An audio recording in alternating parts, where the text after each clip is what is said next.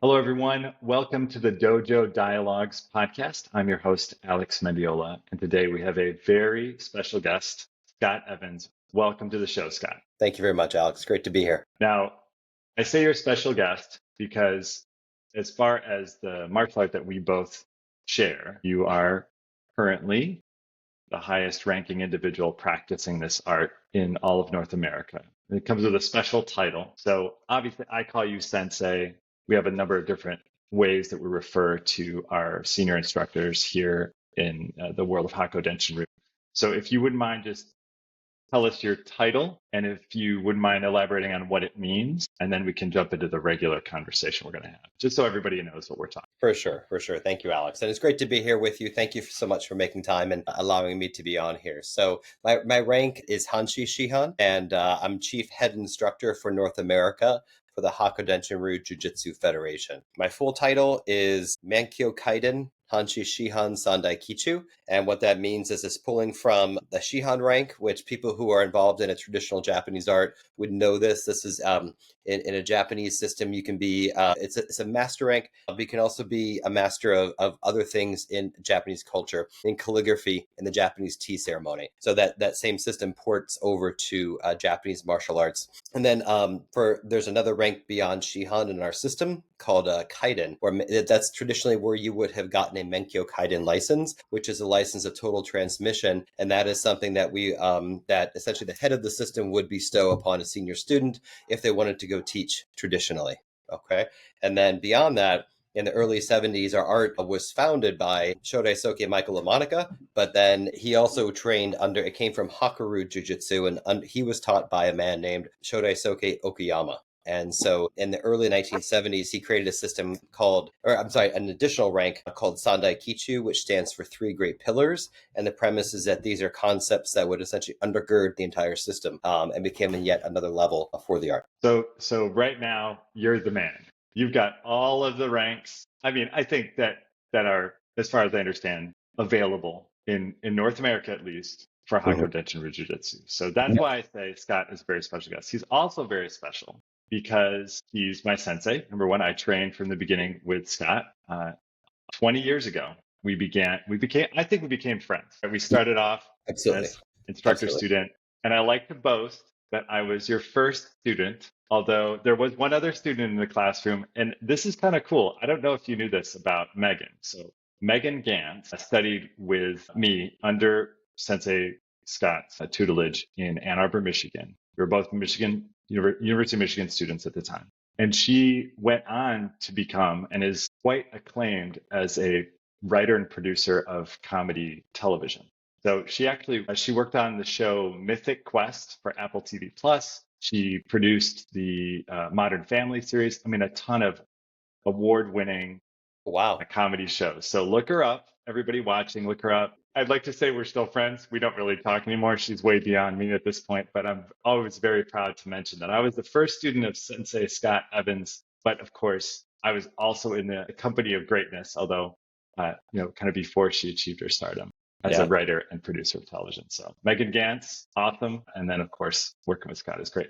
So part of what we're doing here, and I'll talk less, I promise, as we go on. But part of what we're doing here is twofold. I want to get to know all of the current practitioners of our art, understand what drives them, learn a little bit more about them outside the dojo. And then also, this becomes a living record for the Federation. It's a snapshot in time, a time capsule of where we are as an art. So I'm really excited to talk to you about your journey.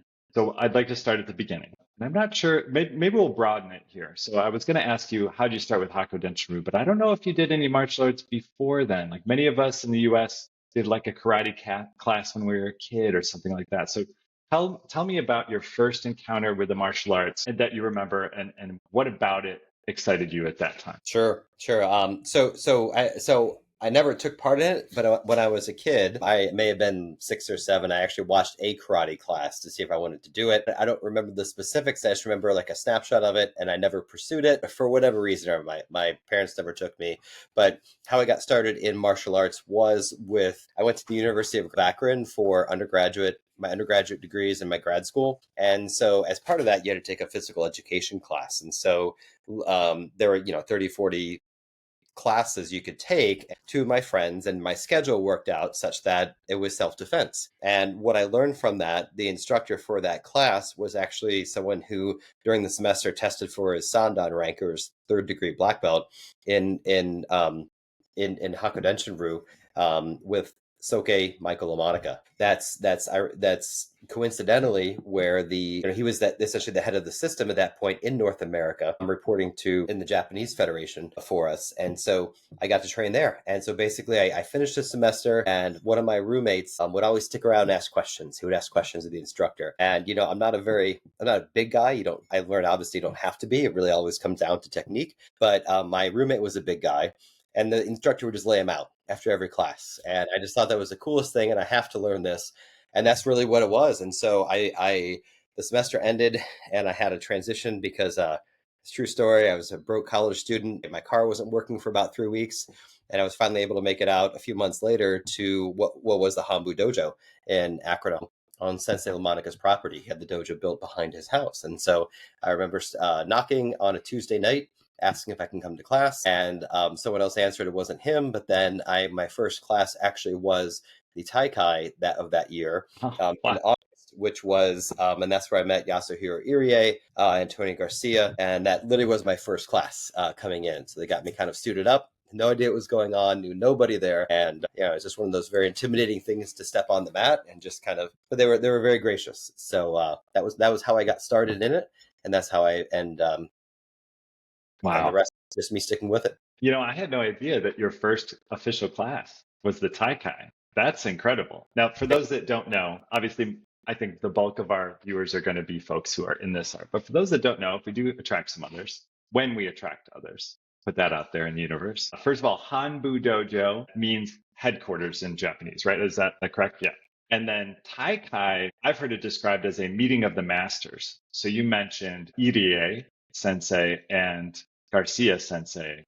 So, and correct me if my understanding is incorrect here, but Irie Sensei was in Asia. So he was the headmaster in Asia. And then Garcia Sensei was the headmaster in Europe. And so they had traveled to Ohio, of all places, to teach alongside Soke Lamonica. Is that correct? Correct. Excellent. All right. So I do want to touch on one more thing, because you mentioned you went to the self-defense class. Your friend was asking questions. I'm really interested in that transition or that moment when a person goes from more of a casual student, someone who's really dedicated. For some people, it's a lightning flash. For others, it's a process. And I'm wondering if you remember that transition. What was it like for you to go from someone who took this class and went to see you had that Taikai class, which was interesting. What was the moment you were like hooked and you wanted to continue in earnest? Yeah, that's a really good question. It wasn't like a lightning flash for sure. It was a process. And I don't have a singular event that stood out for me. I know that sounds like, you almost wish it was, right? I could say this is the moment that it happened and it was here. It was, I think it's a worthy question. I guess the way to think about it was I was so hooked in what I never thought was possible, right? If that makes sense. And let me elaborate on that a little bit. It was something where I never thought how do I want to say it?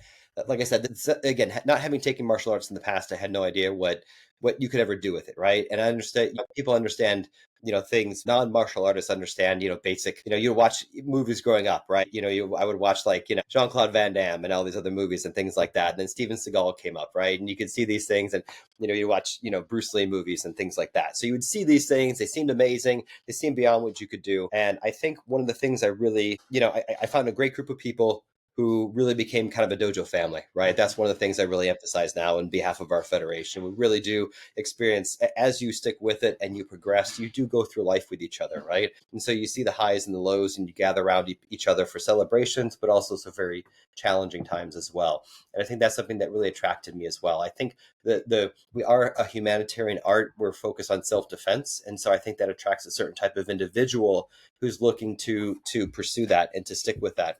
The other thing so I think that's kind of what lent itself. But what I realized is that it is systematic. It does allow someone to advance and it's stepwise, right? So, sometimes people say half of life is just showing up. I think another aspect of that is finding qualified instruction. And obviously Soke Lamonica was really unparalleled. And so I happen to hit, let's say I happen to find that, right? I found a system that he created that stepwise, that allows you to accomplish things, that allows you to let's say internalize the training, to work towards it. But then I also found out obviously qualified instruction in him as well. So I think it was just the combination of those things that, for me, literally walking through the front door for the first time, it never entered my mind to not ever come back.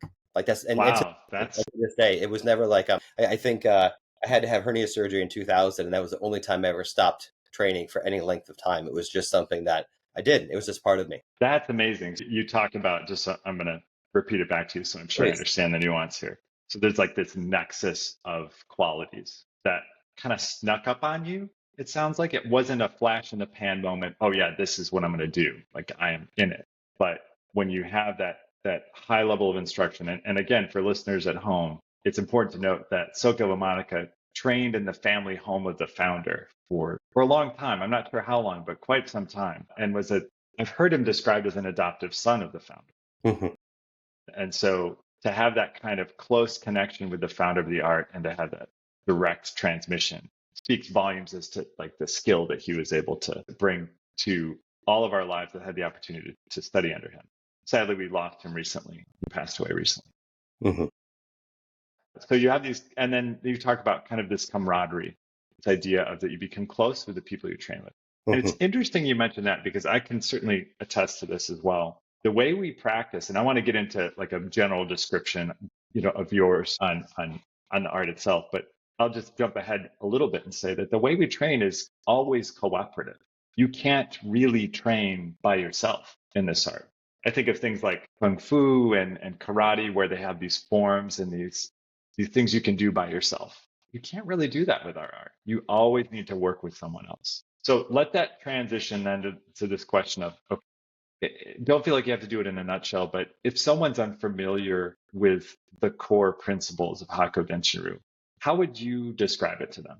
You could think of it as an elevator pitch. I know you've been in sales for a while, but don't feel restricted by that. Yeah. What's the essence that you give to new people? Yeah. That's a really good question. I think it's I mean the elevator pitch, if I can make it an elevator pitch, is that it's a pragmatic self-defense art based on traditional aspects adapted for today's society. That's what it boils down to, right? We're not Interesting. training for competition.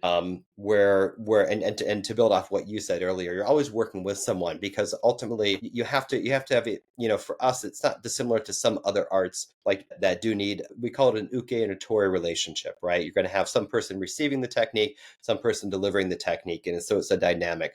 And so ultimately, what we're trying to do is obviously when someone starts, they're trying to learn, gross motions, and there's a lot of nuance in what we do. We really do get in the weeds sometimes, but from a broader sense, we're actually trying to understand that relationship with someone and then pressure test it, from this as well. Because ultimately, what we care about, what Soke LaMonica cared about when he would test individuals, is that can you defend yourself on the street? If someone's gonna, try to knock you to the ground, if they're going to try to punch you, if they pull a gun and put it in your face, what can you do in those scenarios in a way that's going to protect your life? And that's really what it comes down to. The humanitarian aspect comes into the fact that we're not trying to cause injury to the person, right? What we're trying to do is to control them. It doesn't necessarily have to coincide with injury. And we teach the skills and the techniques to accomplish that. That's wonderful explanation. I think this kind of resonates with me. I'm down in the South, what I consider maybe a pioneer of the art. I'm trying to get a little dojo started here, get some students interested in. When I'm explaining it to people, that's a nuance that's a little difficult to translate. So this idea of, yeah, we know how to handle ourselves. We practice for real life situations. We have techniques that are, I would say, they have the potential to cause great damage. But what really resonates with me is this idea of the humanitarian aspect. We train so that we can be kind. I mean, it sounds a little cheesy, but we can use these techniques as we learn them to be effective, but also we learn great control with these techniques. That's really core to it. And even a more basic level, again, for listeners that don't know, and I won't have to do this for all episodes of this, but we have those kind of applications versus not kata, not those forms, but there are things that are a little more formalized. Can you talk just a little bit about those two components of the training that we go through in a typical class? For sure, for sure. So the core of the art is what we refer to as waza. And the term waza would be analogous to other Japanese arts, we'll call it that, right? They're techniques done for form, for teaching purposes for it, but to teach you really a lot of the techniques and how to move your body and direct force, through certain vectors, right, to accomplish an effect from it. And then what Sensei LaMonica put together a system, we use variations of that, right? So we're teaching, I think maybe a way to describe it is, as an example, if someone goes to punch you, we don't teach techniques A through F and say, okay, do technique B, right, from this one. We teach principles, so that, because no fight is going to be cookie cutter. And so to kind of go back to his history, he was in the military, he was in the Marines, he trained in other martial arts like judo and kempo, and then he literally started as a beat cop, walking the beat in Akron, Ohio, before radios even existed. He tells the stories of when he would arrest someone, you had to walk them to a call box and call the paddy wagon to come and get them, right? So he had to you had to be adaptive for this. And so that's where we essentially try to simulate real life attacks so you can defend yourself against a variety of situations, which include, of course, unarmed attacks, gun and knife defenses as well, two-person attacks, and so things of that nature.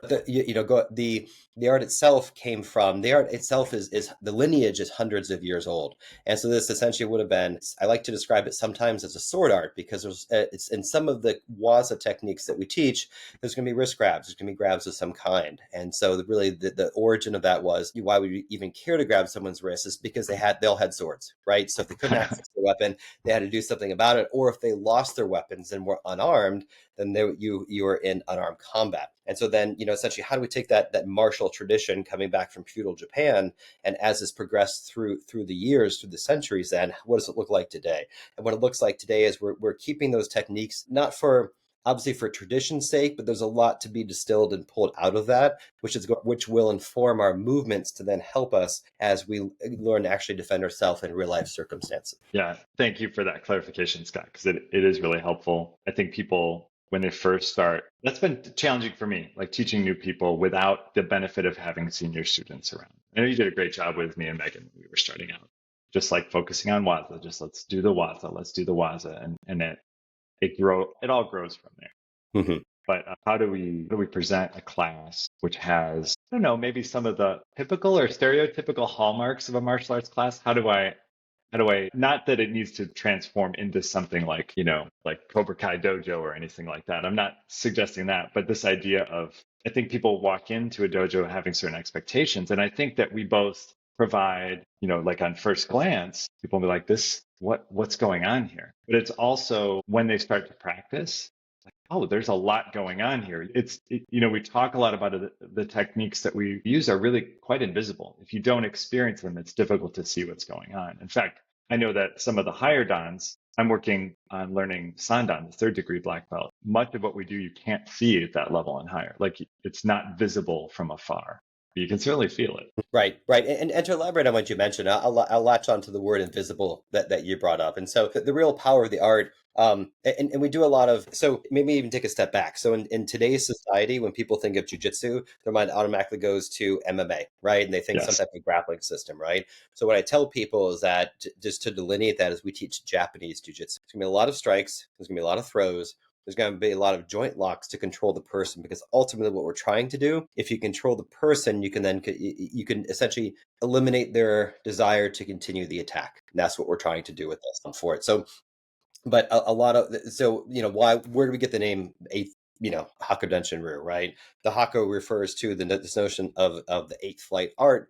And why is that? So basically, Okayama envisioned a spectrum of colors in which the eighth light looks like it's the weakest, but it's really the strongest, right? Is the philosophy behind that. And the intent is, so a lot of the joint locks we do, you look at that and people cringe, like, oh my gosh, that looks so painful. Yeah, it's going to hurt, but there's a lot of other subtleties behind it that are driving that. It's not as basic as it sounds. You'll hear that from day one. You're going to hear about hip rotation and body weight. You're going to hear the exact same thing when you're training for Shihan and higher from it, right? And so there's a lot of hidden things, not meaning to hide them, but it's not about what it's about. It's really it's how much force you're driving into it, into a particular system to control the other person, whether it be a proper punch, whether it be loading the person and throwing them appropriately, or doing some other type of attack or controlling technique. So I think that's really where we get our power from, our strength. And it's not, and the other notion is, what I should elaborate on, what does humanitarian mean? Right. When we're dealing with multiple attackers, when we're dealing with weapons involved in a particular attack, we call those exceptional circumstance techniques, right? Because the the odds have been raised, or the stakes have been raised so high, especially when there's a weapon. You have to assume they're looking to take your life, right? So in that, we actually teach that, hey, it's okay to cause injury. We don't teach lethal techniques, but hey, you might have to break an elbow, right? You might have to, you might have to do, when you're stripping a gun from someone, you're going to do something that's going to look pretty nasty. You might, do a lot of strikes that are going to be very effective, but we're not doing lethal techniques, right? Where again, this is in an effort to control them. So we're not going to, it's scalable. So if if you bump into someone in the bar and you spill a beer, you're right. You're not going to try to snap the elbow, dislocate the shoulder, right? Throw the person on the ground and smash the face in, right? Can you do those things? Yes. Does it warrant it? No. And that's part of it too, where we consider ourselves, or we find art for humanitarians, because it's not just the physical aspect, but it's the mental aspect as well. You have to be able to be attuned to the scenario in which you're engaging. Yeah, I think that's really valuable for me. And this leads into another question I have for you. So I'll share my thoughts on this first, and then I'd love to hear yours as well. So that concept, that this idea of just because you can do a thing doesn't mean you should do a thing, to borrow from Jeff Goldblum in Jurassic Park as well. But I get this sense in our art as well, this idea of, understanding what's appropriate, understanding this idea of push and pull, of give and take, of resistance versus going with the flow. That really influenced most of my adult life. I mean, I'm not saying it was never there before, but those kind of core principles, those core philosophies have really informed how I interact with everybody, not just on the mat. And I'm wondering, what are those things from the art that have permeated your life? What are the most valuable lessons you learned studying this art? Yeah, that's a really deep question. People have written books on it, right? How to identify No it. pressure. Yeah, no pressure here at Al. And I appreciate what you shared. I think it's I would say that in a lot of martial arts, especially, and maybe I'll say, maybe martial arts, there's two aspects to it, right? There's a mental aspect, and that can be, maybe I'll define that, and then there's a physical aspect. The physical aspect seems straightforward, right? The mental aspect are maybe two aspects. Is number one is establishing what I'll call the mind-body connection, right? You can see something, you can understand it, but can you do it, right? When I watch an NBA game, I can see someone do a slam dunk. Can I do a slam dunk? Probably not, right? Yeah, my vertical leap is not all that, but maybe, I don't know, maybe if I had training of things like that.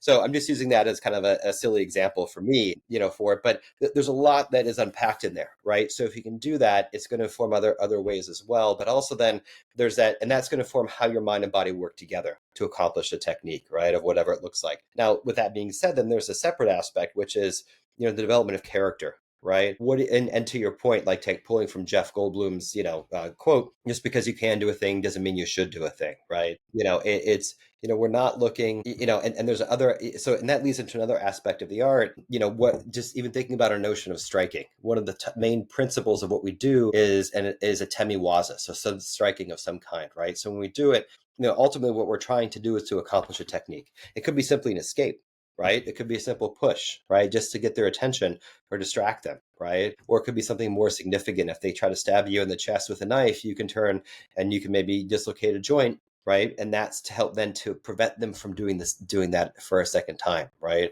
From it. So I think I think just, so what do we take off the mat from that, right? How does it instill Right. your life? I think, Right. this is a deep question, Alex.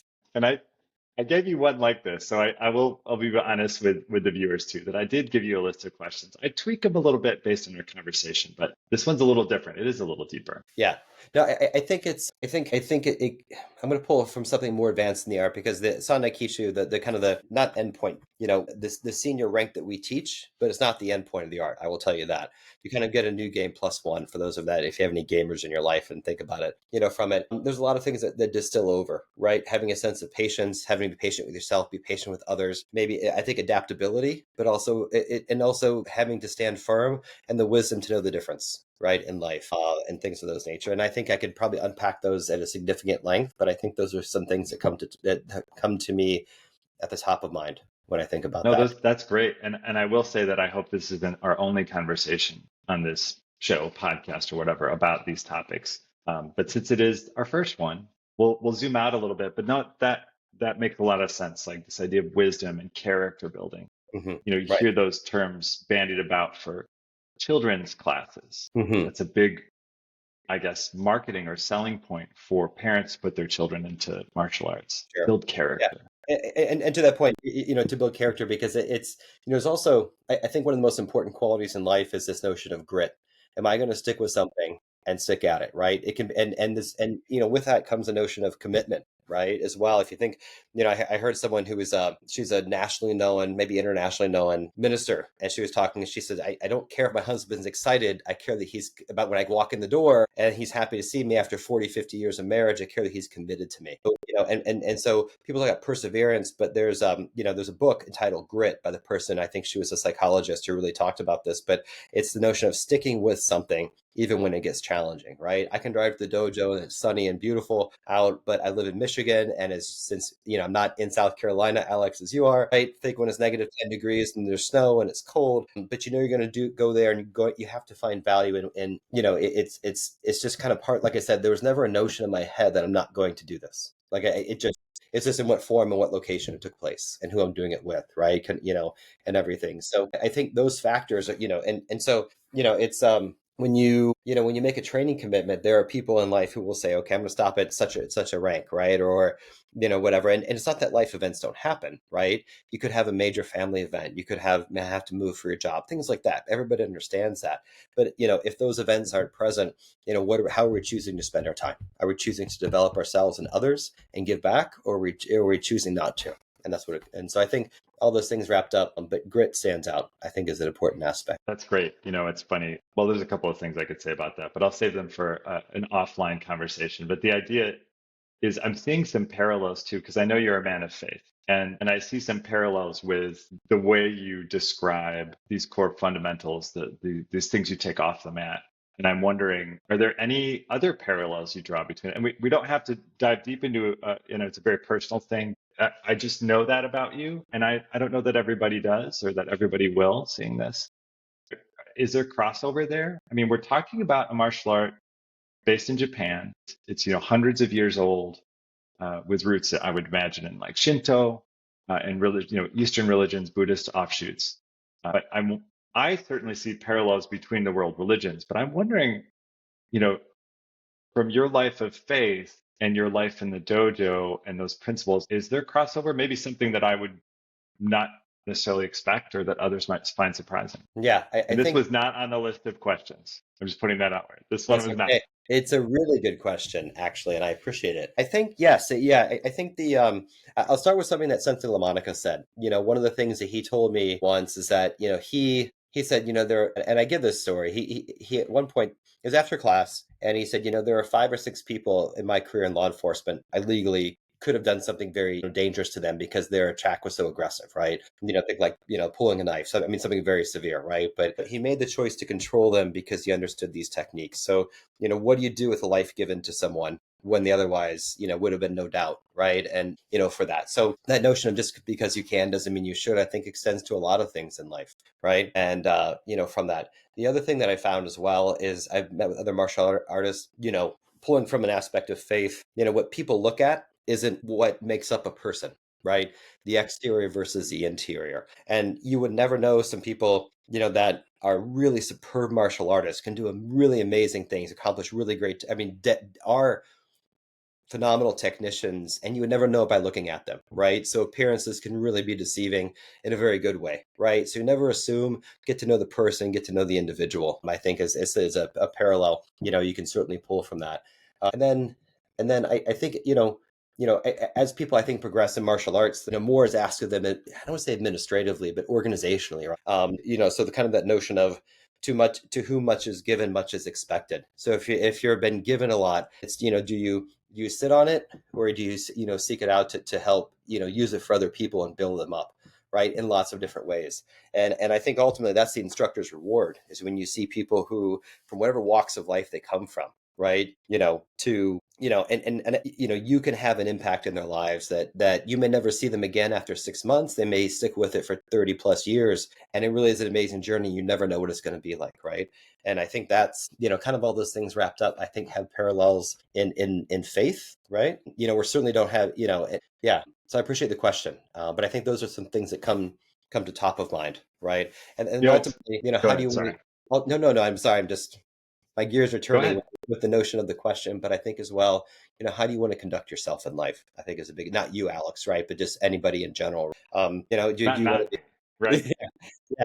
But does that, do people want to be individuals of character and can conduct themselves uprightly for it?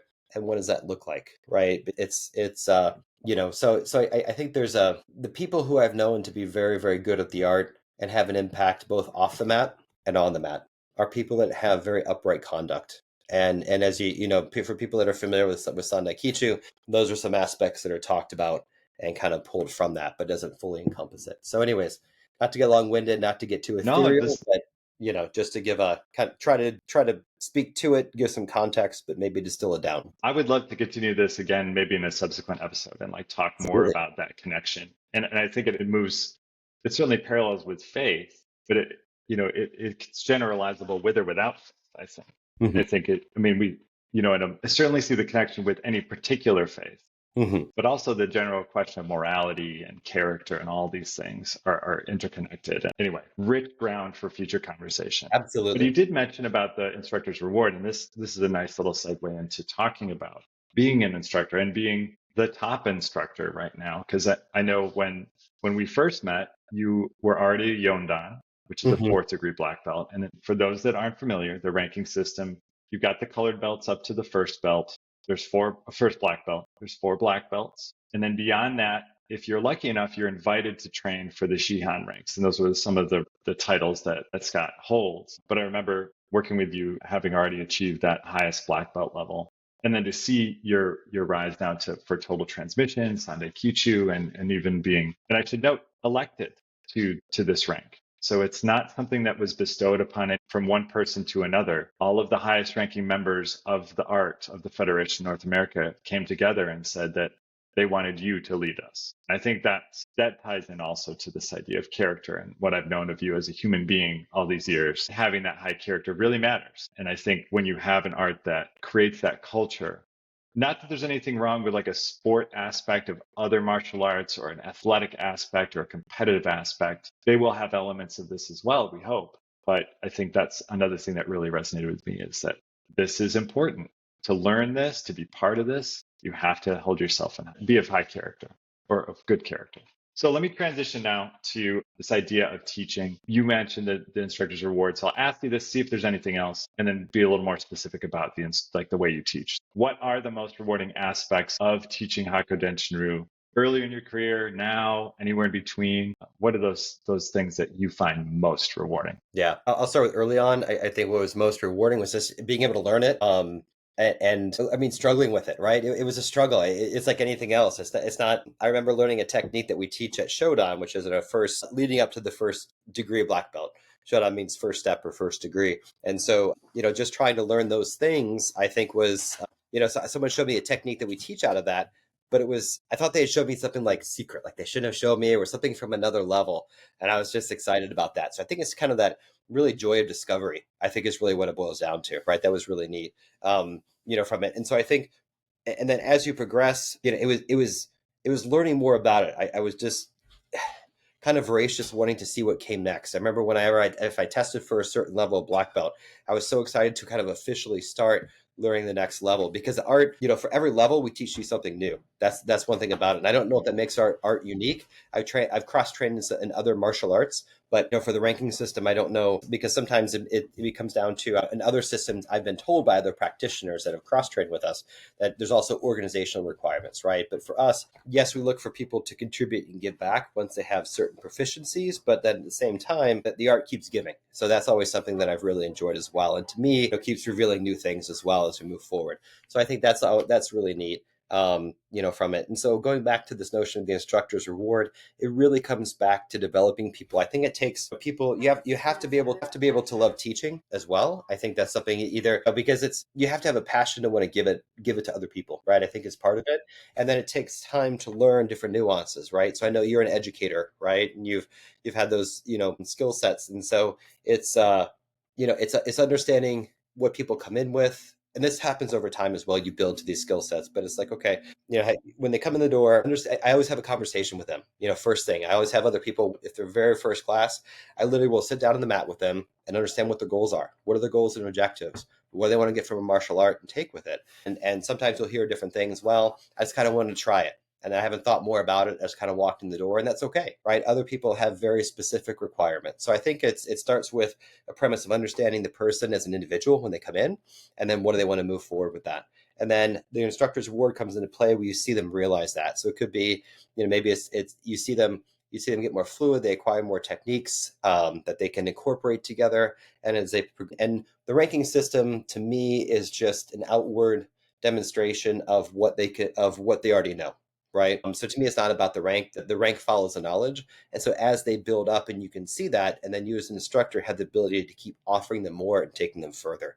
I think that's a really the exciting part of it. That's awesome, Scott. Yeah, I certainly can agree with you on all of those points. Like seeing those aha moments in students have always been really rewarding. So you're right. I was a classroom teacher. I work in technology now, but I still love to teach. Getting back to teaching jujitsu is always super fun for that as well. But this idea of like giving them, you really do keep giving. You have the opportunity to give more knowledge, more technique, more confidence sometimes, and I think that's really fantastic. Okay, so a couple of the things you mentioned: getting to know the person from moment one. Like, what are their goals? What do they want? What are they out of the experience, etc. So I think that in my experience, that's like the first step to address different learning styles and skill levels. But there are several other steps, at least as a classroom instructor, you learn. There are other ways to kind of help scaffold their learning up. But how do you approach training students with maybe different learning styles? And then here's another one that's kind of challenging. I found is if I have a student come in who's has a high rank in another art, how do I adjust my instruction for someone who is obviously already really skilled in another art to learn this one at the pace at which they need to learn it? Yeah, that's a really good question. We have a student right now who's been training in martial arts. I think he was 6 years old, and he's in his early 50s right now, right? So he holds a lot of very high ranks and other things. So I think one of the things that art does well is we don't ask. If people train into martial art, even and I'm surprised, even people who trained when they were kids in something like Taekwondo or karate, when they train, that muscle memory is still there somehow, some way. Right. And so what I tell people is we're not asking you to forget what you know. You can incorporate it, right? We're asking you to categorize it, right? So if you know how to do a spinning back kick, that's fine. That's beautiful. That's an atemi, right? For us, would be a strike for us. So that's okay. What we're looking to do is put more tools in the tool belt. So I don't view them as mutually exclusive, because once you have, my background's in biology. And so once you have a neural pathway laid down for a particular body movement, you're not going to forget that. That's really, really hard to undo. And we're not looking to do that. I view it as complementary.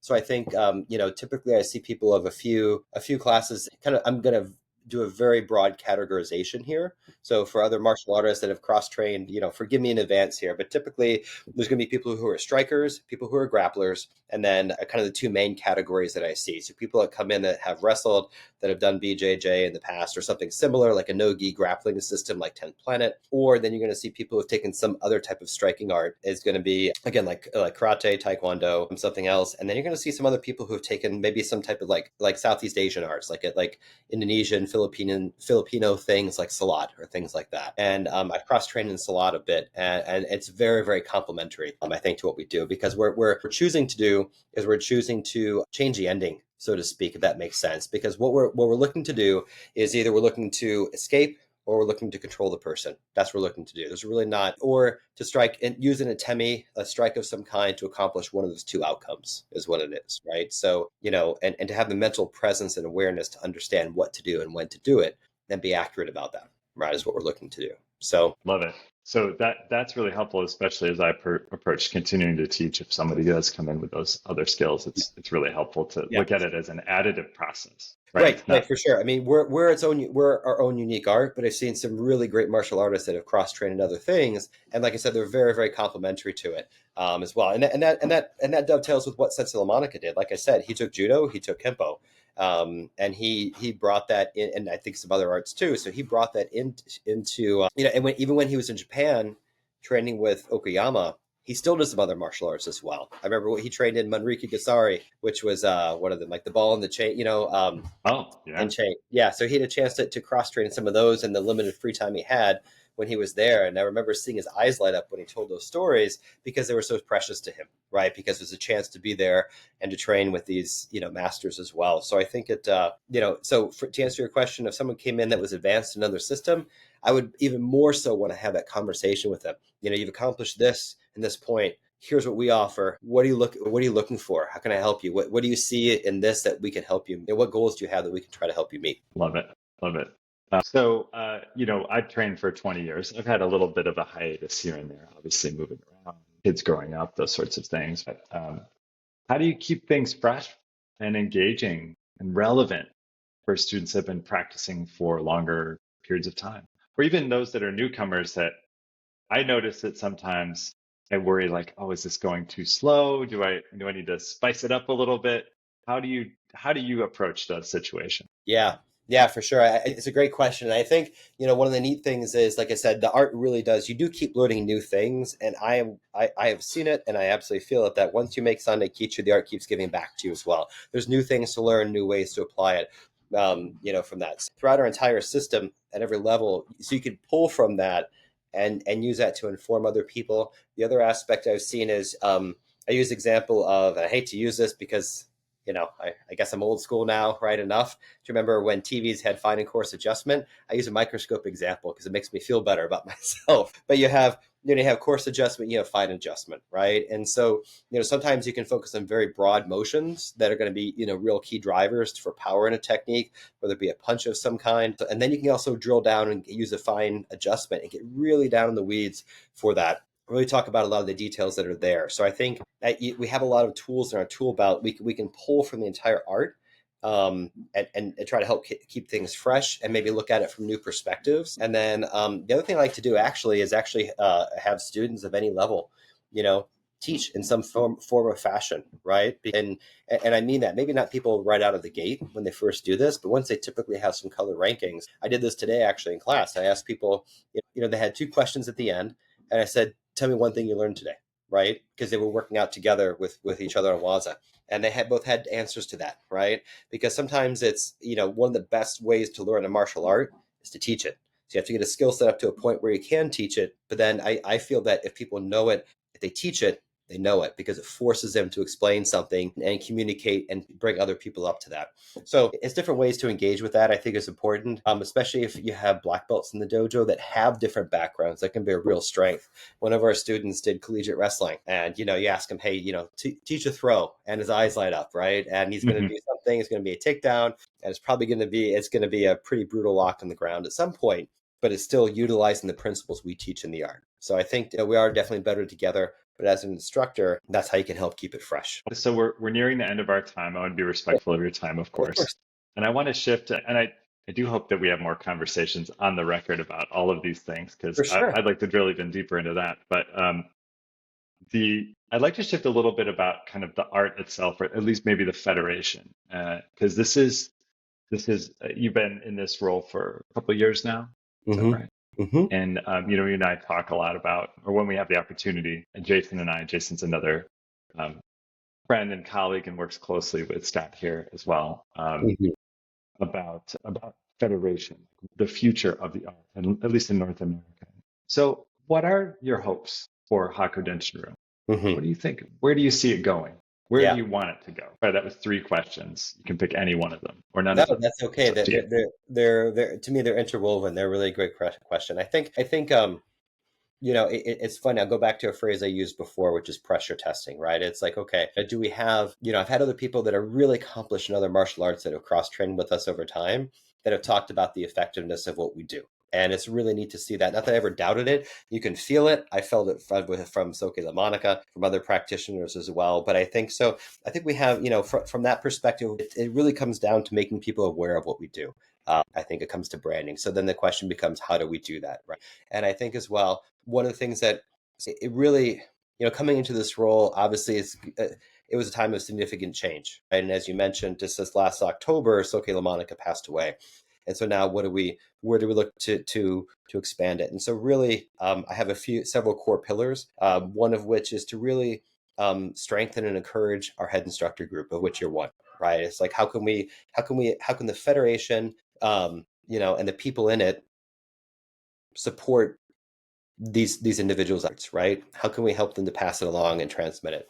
The other thing that I have been looking to do is to really get to know the Udansha or black belt holders, not to engage with folks who aren't there, but I really want people to understand by the time when you test for Shodan, you're considered a leader in this federation, and you have a lot of people at your back. So wherever life takes you, if you move away, whatever, if you go to, you're in college, you have a life event that happens, your spouse you guys have triplets, right? And there's no time, you're not going to sleep for probably 18 years or longer, right? All Sure. those things, when can you re-engage with it to let people know they have a federation they can engage with, and then they have a federation that they can engage with, and that's going to support them and help support their training moving forward. And if they ever wanted to assume the mantle of teaching, right, then they're going to have a federation there that can support them with that in a lot of ways. And so I think that's kind of really what it is, and that I think will help us grow and disseminate the art, make people aware of it. And the other thing that I'm looking to do is in the martial community, looking forward, try to help make people aware of this. A really great model is if you look at our practitioners, Sean DeJong and Glenn Archibald in Goderich, Ontario.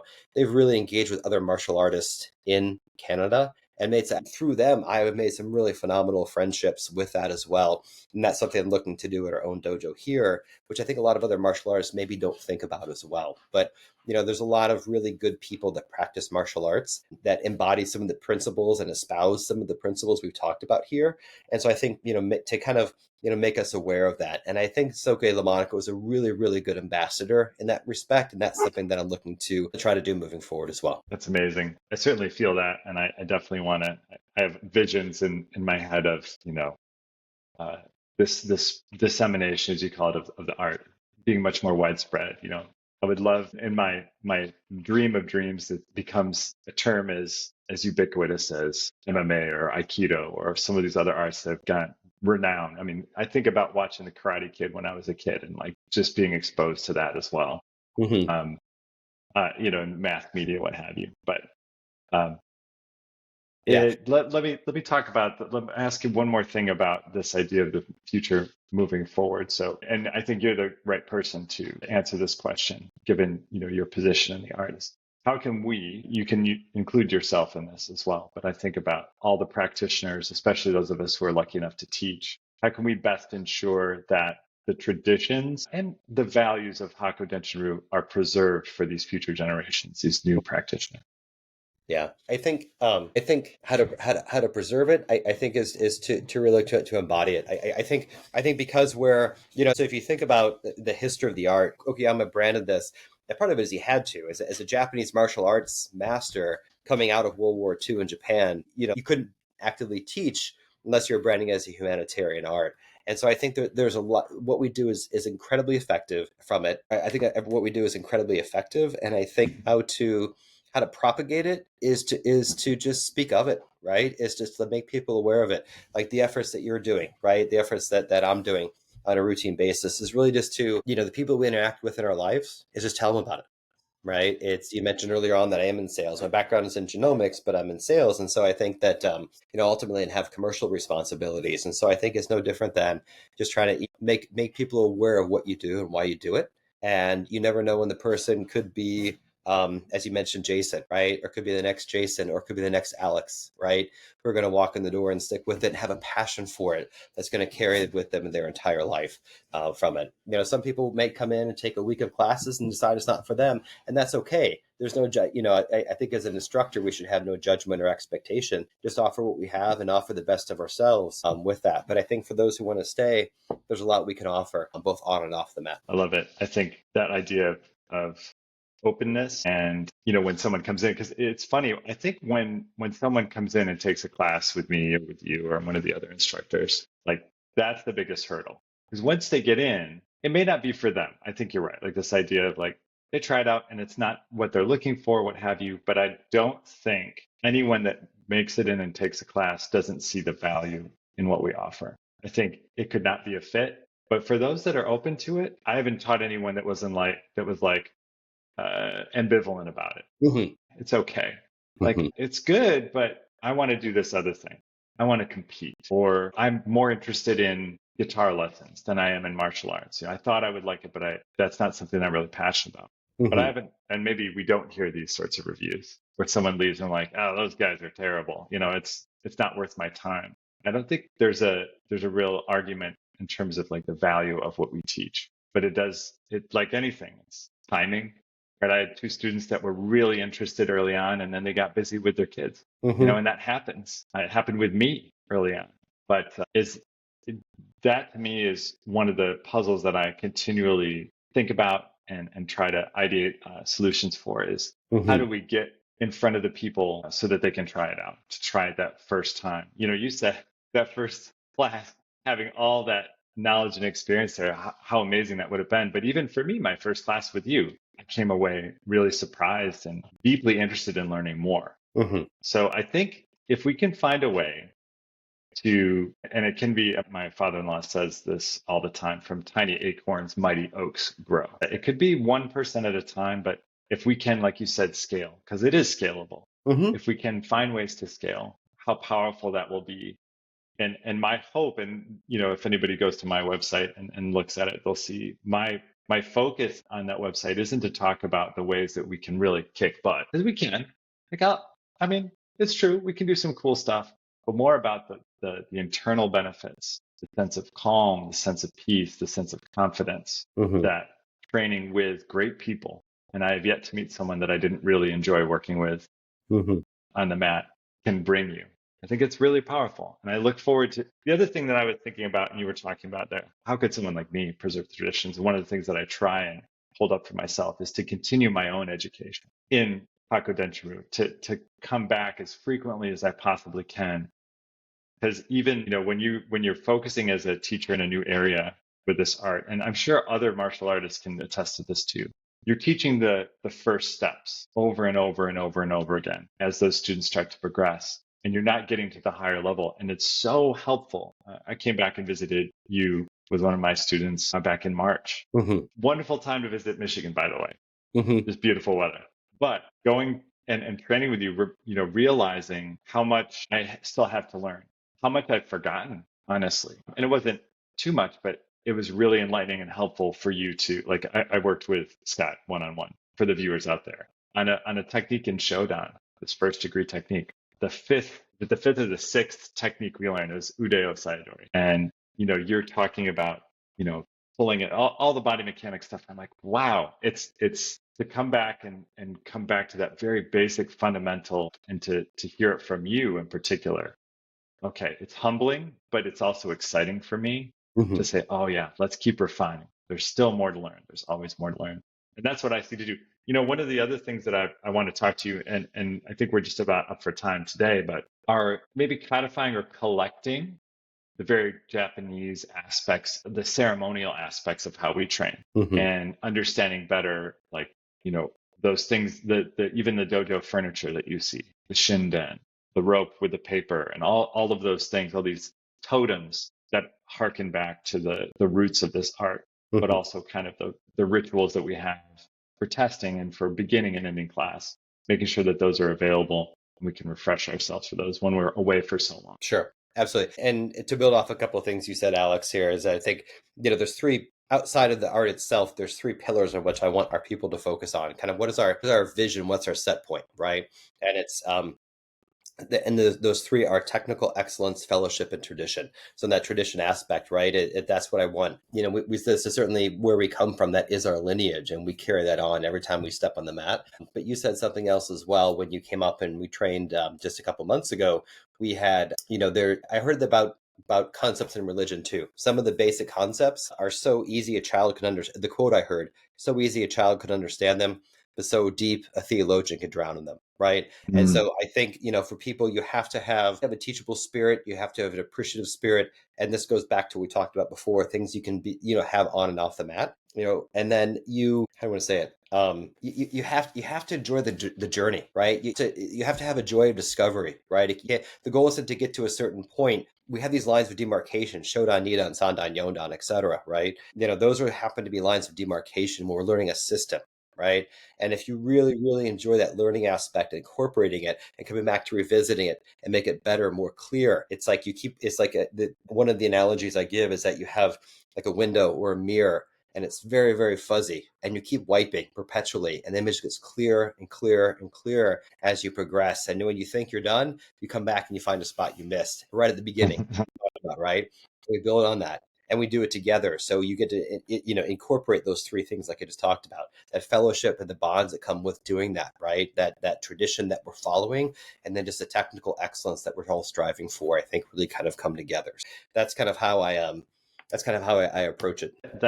That's really helpful, Scott, and I think that is a great way to kind of close this out. Those three pillars that, as the leader of this federation, as the leader of these book practitioners here in the United States and North America, it's really helpful to hear that guidance from you. And I can't thank you enough for joining me to have this conversation, the Thanks, first Alex. of, I hope, many. And I just hope you have a wonderful day. And I will let you know when this goes live. And feel free to share it out. And I hope that you enjoy watching it as much as I enjoyed listening and conversing with you today.